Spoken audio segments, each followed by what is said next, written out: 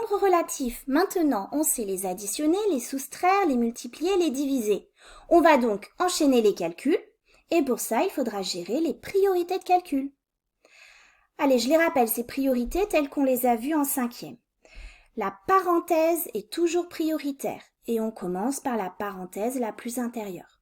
Puis multiplication et division, et quand il y en a plusieurs, de gauche à droite.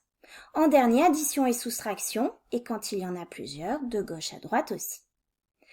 Allez, on y va. L'expression grand A égale moins 7 moins 2 fois 5. Alors, rappel pour bien mener un calcul. On va mener les calculs en colonne. Et un seul calcul sera effectué par ligne. Les autres calculs, on les recopie dans le même ordre. Ça, c'est pour la forme, pour ne pas se tromper. Bon, maintenant, la méthode. D'abord, on va essayer de repérer les opérations. Donc, grand A, si je regarde bien ce premier moins, en fait, c'est le signe du nombre moins 7 qui est négatif. Donc ça, c'est un nombre négatif.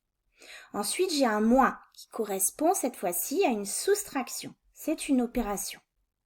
J'ai un moins 2, c'est un nombre négatif. Et je multiplie, deuxième opération, par 5, un nombre positif. Donc j'ai deux opérations, le moins et le multiplier. Qui est prioritaire? Eh bien oui, l'opération prioritaire, c'est la multiplication.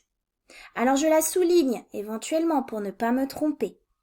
Et on a dit c'est cette opération que je vais effectuer en premier.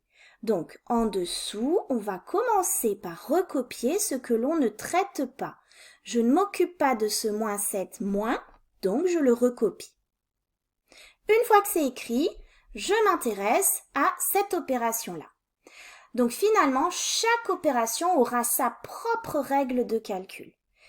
Et à chaque fois, on va s'occuper d'abord du signe, puis de la partie numérique. Allez, ici, je suis dans la multiplication. Le signe, il y a une règle du signe qui dit moins par plus, ça fait moins. Donc ici, je peux écrire un moins. Attention, je ne confonds pas avec le moins de la soustraction qui était déjà là.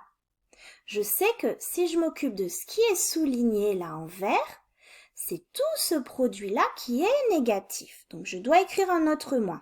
Et je mets une petite parenthèse pour séparer ces deux moins. J'ai pas le droit de les mettre côte à côte. Donc, ça c'est pour le signe. Allez, maintenant, la partie numérique. J'ai du 2 fois 5, ça fait 10. Donc là, je vais écrire moins 10.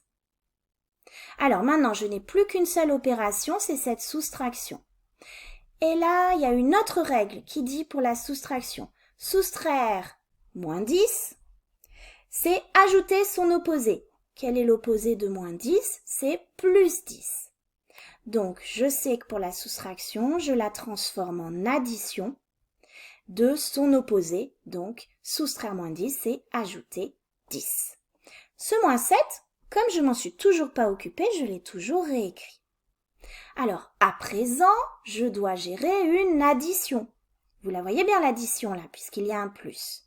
Et je suis en train d'additionner un nombre négatif avec un nombre positif. Bon, alors là, il y a une règle qui dit ils sont de signes contraires, donc ils sont ennemis.